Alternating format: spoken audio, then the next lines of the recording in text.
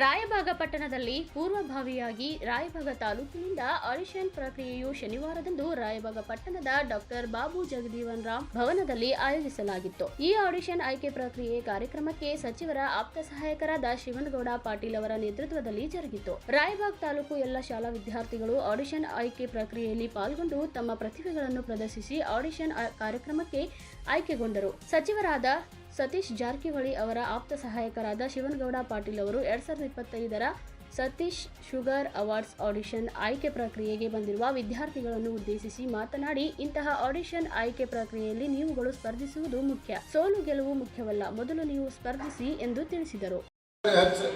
Expert ಆಗಿ ಮತ್ತೆ ನೀವು ಟ್ರೈನಿಂಗ್ ತಗೊಂಡು ಮತ್ತೆ ಬಂದು ಪಾರ್ಟಿಸಿಪೇಟ್ ಮಾಡ್ಬೋದು. ಇಲ್ಲಿ ಸೋಲು ಗೆಲುವಿಗಿಂತ ನಾವು ಇಂಥ ಒಂದು ಕಾರ್ಯಕ್ರಮದೊಳಗೆ ಪಾಲ್ಗೊಳ್ಳೋದು ಭಾಳ ಮುಖ್ಯ ಇರ್ತೈತೆ.